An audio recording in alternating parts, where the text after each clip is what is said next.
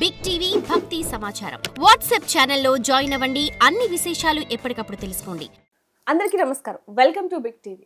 ఎన్నో ఆధ్యాత్మిక ప్రశ్నలకు సమాధానం చెప్పడానికి ఇప్పుడు మనతో పాటు ఆధ్యాత్మిక గురువులు, జ్యోతిష్య పండితులు బ్రహ్మశ్రీ కిరణ్ శర్మ గురుగారు మనతో ఉన్నారు. వారితో మాట్లాడదాం. నమస్కారం గురుగారు. అఖండ లక్ష్మి ఐశ్వర్యవతి భవ. గురుగారు, ఈ సంవత్సరం మొదటి చంద్రగ్రహణం రాబోతుంది అంటూ కూడా కొన్ని వార్తలు వస్తున్నాయి. అసలు ఎప్పుడు రాబోతుంది ఏంటండి? చంద్రగ్రహణం ఈ సంవత్సరం అంటే ఒక్కొక్కసారి 2 సంవత్సరాలకు ఒకసారి గ్రహణం వస్తుంది. ఈసారి 2 చంద్రగ్రహణాలు ఉన్నాయి. అంటే ఈ సంవత్సరం మనకి 7th సెప్టెంబర్ అంటే భాద్రపద మాసంలో పౌర్ణిమ రోజు, భాద్రపద పౌర్ణిమ రోజు మనకి చంద్రగ్రహణం కనబడుతోంది. 7వ తేదీ నాకు తెలిసి పూర్వాభాద్ర నక్షత్రంలో ఈ గ్రహణం కనబడుతోంది. సో ఈ చంద్రగ్రహణం ఏవైనా సరే చాలా మంది మధ్య మనకి యూట్యూబ్ ఛానల్లో కావచ్చు, చిత్రత్వ ఛానల్లో కూడా మనకి లేనిపోని అనవసరపు భయాన్ని కలిగిస్తుంటారు. అవును. సో కొంతమంది సూడో నాస్తికులు, అంటే నాస్తికులు వేరు, సూడో నాస్తికులు వేరు. సనాతన ధర్మం మీద మాత్రమే పడి ఏడ్చే వాళ్ళని సూడో నాస్తికులు అంటారు. సరే, అన్ని మతాల గురించి మాట్లాడుతూ అటు పాస్టర్ల గురించి, ఇటు ముల్లాల గురించి, ఇటు సన్యాసుల గురించి మాట్లాడితే నువ్వు నాస్తికుడివే, మంచోడని చెప్తాను నేను. కానీ నువ్వేమో పాస్టర్గా ఒక దగ్గరికి మతానికి వంత పాడుతూ, ఒక ముల్లాల దగ్గరికి వెళ్ళి నువ్వు వంత పాడుతూ సనాతన ధర్మం నువ్వు ఎక్కిరిస్తూ మాట్లాడితే నీ పేరు సూడో నాస్తికుడు అంటాను. నువ్వు ఎవ్వడైనా సరే, దాన్ని నేను భయపడేవాడు కాదు. కిరణ్ శర్మ దాన్ని భయపడేవాడు కాదు. ఒక మంచి నీవంటూ ఒక పద్ధతిని అనుసరించాలి. సరే, అది అటువంటి సూడో నాస్తికులు ఏమంటారంటే గ్రహణం లేదు, ఏం లేదు, ఇగో నేను గ్రహణ టైంలో నేను చికెన్ తిన్నా, నేను ఇగో నల్ల గుడ్డు పెడితే నల్ల గుడ్డు నాకు రోజు దొరికింది, ఇప్పుడు నేను తింటున్నా అని చెప్పిన తర్వాత ఎక్కడ తన్నులు తిన్నారో, ఎక్కడ అనారోగ్యాన్ని పొందుకున్నారో, ఎక్కడ లేనిపోని ఇబ్బందులు పడ్డారో మాకు కూడా ఆ విషయాలు స్పష్టంగా తెలుసు. మాకు ఆ విషయం గురించి మీరు వేరుగా చెప్పవలసిన అవసరం లేదు. కాకపోతే ఏంటంటే ఈ యొక్క సనాధర్మంలో కొన్ని మత విశ్వాసాలు ఉంటాయి. ఆ మత విశ్వాసాలని మీరు తప్పుగా వెక్కిరించడానికి మాట్లాడడానికి మీకు అధికారం లేదు, అర్హత కూడా లేదు. అందులో ముఖ్యమైనవి పండగలు. అలాంటిదే సూర్యుడి నుంచి వచ్చేటువంటి చంద్రుడు అడ్డగించడం, అంటే చంద్రకాంతిని సూర్యుడు అడ్డగించి ఒక రాహు అనేటువంటి ఛాయాగ్రహణం అడ్డం రావడం వల్ల చంద్రకాంతి అనేది ప్రసారం కాదు. కాబట్టి ఆ సమయంలో అనేకమైనటువంటి పక్షులకి, అనేకమైనటువంటి వృక్షజాతికి, అనేకమైనటువంటి నీటికి ఇబ్బందులు ఏర్పడే అవకాశం ఉంటుందనే విషయం సైన్స్ కూడా చెప్తోంది. అవును. మీకు కొన్ని వన్యమృగాలు, అంటే అడవిలో ఉండే వన్యమృగాలు ఏవి కూడా బయటకు రావు. వీళ్ళేమంటారు, రాత్రిపూట కదా, అందుకే వాటికి సడన్గా ఆ యొక్క వెలుతురు డిఫరెంట్ కనపడేసరికి అవి బయటికి రావు, భయపడతాయి అంటారు. అరే, మీకు ఒకసారి అర్థం చేసుకోండిరా, వన్యమృగాలు రాత్రిపూట సంచారం చేస్తాయి అడవిలో, పగటిపూట తిరగవు అవి. ఎక్కడైతే రాత్రిపూట పులులు, సింహాలను కూడా వేటాడుతున్నప్పుడు, రాత్రిపూట వేటాడుతున్నప్పుడు రెస్ట్ తీసుకుంటాయో, రెస్ట్ తీసుకునేటువంటి వాటిని పంజా కొట్టి వాటిని తినగలిగేటువంటి శక్తి కూడా అప్పుడే ఉంటుంది వాటికి.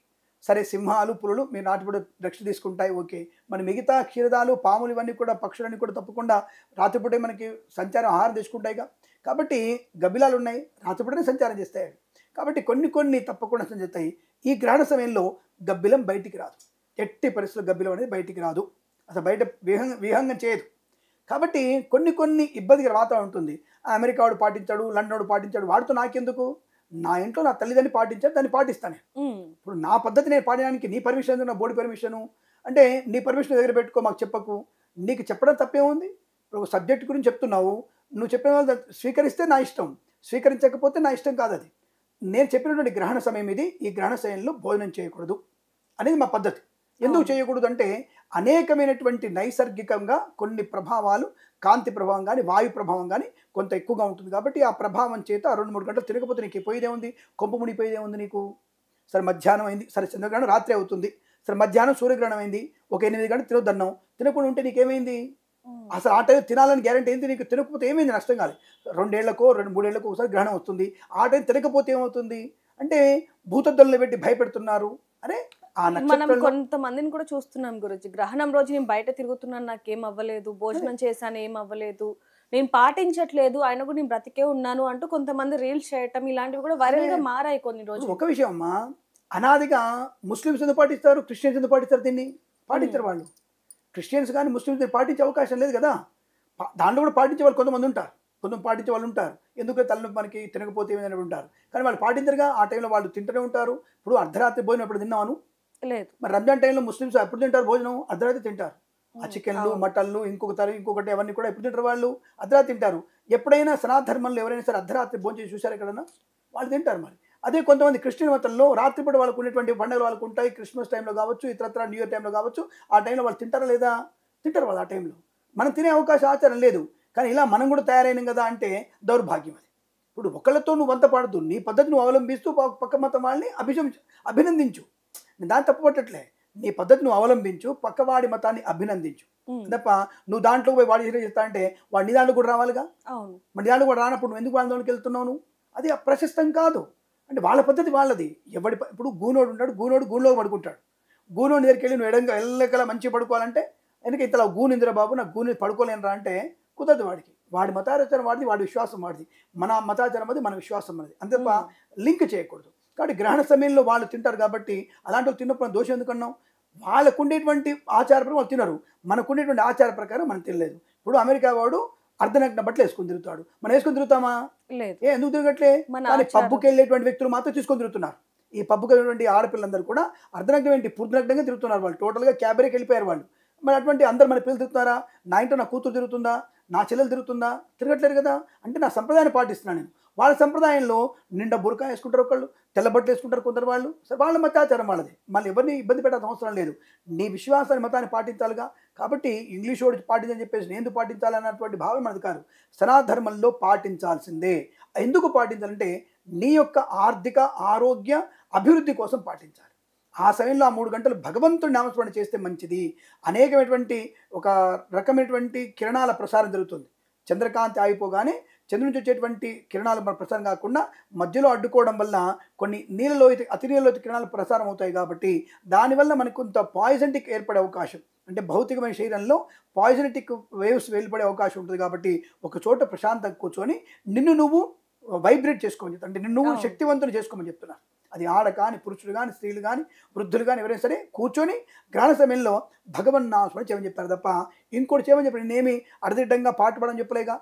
నిన్ను నువ్వు చైతన్యవంతం చేసుకో, అంటే నిన్ను రీఎనర్జీ చేసుకోమని చెప్పారు తప్ప ఆసనం చూద్దని చెప్పాలి కదా. అలాగే సైంటిస్టులు నెలలో కనీసం 3 రోజులు ఏమీ తినకుండా ఉంటే బాడీలో మంచి ఔషధీకృతమైనటువంటి హార్మోన్స్ కానీ, ఎంజైమ్స్ కానీ ఉత్పత్తి అవుతాయని చెప్తున్నాను. అదే సమయంలో సంవత్సరానికి వచ్చేటువంటి ఏకాదశి ఉపవాసం ఉంటావు, 3 ఏళ్లకు వచ్చేటువంటి ఒక గ్రహణం రోజు నువ్వు కనీసం ఉపవాసం ఉండలేవా, నక్తం ఉండలేవా? దానికి అంత ఇబ్బంది పడుతున్నావా? ఆ రోజున చికెన్ మటన్ కావాలా అంటే ఎవరి మీద? నువ్వు సనాధర్మం మీద నిప్పులు పోయడానికి, నీళ్లు పోయడానికి, బురద జల్లడం కోసం మాత్రమే చేసినటువంటి ప్రక్రియ ఇది. అదే నువ్వు దర్గా దగ్గరికి వెళ్ళి ఆ బొందలగడ్డలో నీకున్నది అస్థిపంజరం రా, శవం రా అని చెప్పు వాడి దొరికి పోయి. అదే ఏముంటుంది దర్గాలలో మీకు నమాజులు మసీదులు ఏముంటాయి? బొందలగడ్డ అది వేరేది కాదు. అంటే శవం మీద పోయి పూజ అని చెప్తున్నావు నువ్వు, దానికి మాత్రం మాట్లాడవు. చర్చిలలో ఏముంటుంది? తప్పకుండా శవం ఏంటంటే శవపేటికలు, వాటి మీద పూజ చేయమంటున్నావుగా. సనాధర్మంలో విగ్రహాన్ని పూజ చేస్తే నీకు ఇబ్బంది ఏమిటి? ఇది గురించి మాట్లాడకుండా నా గ్రహణము, నా ధర్మం గురించి మాట్లాడితే మాత్రం కుదరదు. అంటే మీరు అనొచ్చు సబ్జెక్టు గ్రహణం గురించి అంటే ఇతరుల యొక్క ప్రభావము చేత, ఇతరుల యొక్క విషయాన్ని నువ్వు విస్మరించేసి ధర్మం మీద పడి గ్రహణం గురించి క్వశ్చన్ చేసే వాళ్ళకి నా సమాధానం అర్థమవుతుంది. కాబట్టి గ్రహణం అనేది తప్పకుండా పాటించవలసింది. ఆ సమయంలో గర్భిణీ స్త్రీ ఇక్కడ ఏమంటున్నారు? అరుగుదల తక్కువ, ఆ సమయంలో అరగడం అనేది ఆగిపోతుంది, జలం యొక్క ప్రభావం తగ్గిపోతుంది, సైక్లింగ్ అవ్వదు, బాడీలో సైక్లింగ్ సరిగ్గా జరగదు కాబట్టి, బ్లడ్ సర్క్యులేషన్ సరిగ్గా జరగదు కాబట్టి ఒక దగ్గర నిబద్ధతగా కూర్చొని ఆ 3 గంటలు జపం చేసుకున్నారు. నువ్వు కుర్చీలో కూర్చో, సోఫాలో కూర్చో, కింద కూర్చో, నీకు ఏటవాలుగా ఎలాగైనా కూర్చొని నీ ప్రశాంతమైన మనస్సుని జపం చేసుకో. ఏమి చెయ్యకు, కేవలం ప్రశాంతంగా కూర్చో అని మాత్రమే కదా. ఇంకేం చేద్దాం, తినొద్దు అప్పుడు టైంలో, తినకపోతే నష్టం ఏంటి? కాబట్టి ఇటువంటివన్నీ కూడా పాడడం మంచిది. గురుగారు ఆ రోజు అంటే టైం ఎప్పటి నుంచి ఎప్పటి వరకు ఉండొచ్చు అంటారు, ఏంటి అసలు? అంటే ఈ చంద్రగ్రహణము రాత్రి 9:57 ప్రారంభమవుతుంది.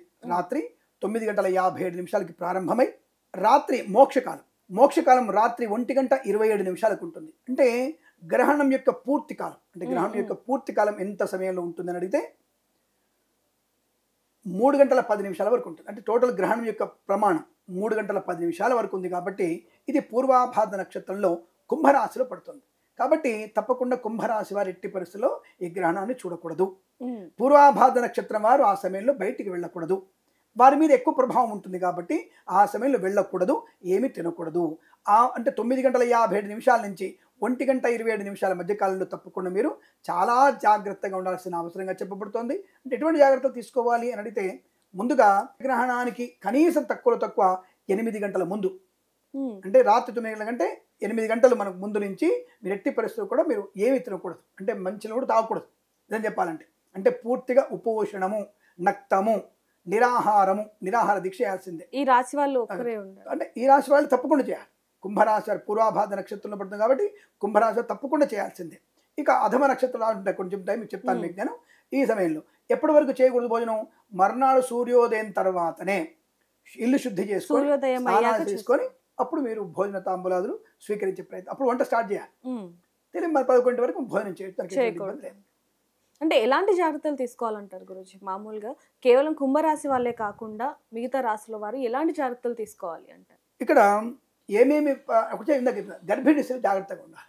అంటే గ్రహణం ముర్రి దీనివల్ల వస్తుంది చెప్పలేదు. గ్రహణ కాలంలో వచ్చేటువంటి వాయువుల వల్ల కావచ్చు, పీడనం వల్ల కావచ్చు, అలాగే చంద్రకాంతి లేకపోవడం వల్ల కావచ్చు, మానసికమైనటువంటి ఇబ్బంది ఏర్పడే అవకాశం ఉంటుంది. శరీరంలో పిండానికి కొద్దిగా ఇబ్బంది, కదలిక వల్ల ఇబ్బందులు వచ్చే అవకాశం ఉంటుంది. కనుక గ్రహణ సమయంలో ఆడవాళ్ళు కదలకుండా ఉండమని చెప్పారు. కుర్చీలో కూర్చోవచ్చు, పడుకొని ఉండవచ్చు, జుట్టు విరబోసుకు ఉండకూడదు, తల పిచ్చి పిచ్చి గోక్కోకూడదు, ఒళ్ళంతా గోక్కునేటువంటి ప్రయత్నం చేయకూడదు. అలాగే మరి మలమూత్ర విసర్జనకి వెళ్ళవచ్చా? వెళ్ళదని ఎవరు చెప్పారు? ఇవే ఈ సూడో నాస్తికుల మధ్యలో వచ్చేసి మేము చెప్పని విషయాల్ని కూడా వీళ్ళు చెప్పి జొప్పించి చూసారా, వీళ్ళు లాస్ట్కి టాయిలెట్లో పోతుంటారయ్యా, అంటే గర్భిణీలో టాయిలెట్ పోకపోతే కడుపు ఉబ్బిపోయి చచ్చిపోరా అని అడిగేటువంటి వ్యక్తులు కూడా ఉంటారు. మలమూత్ర విసర్జనకి వెళ్ళవచ్చును, దానికి ఎటువంటి దోషము లేదు.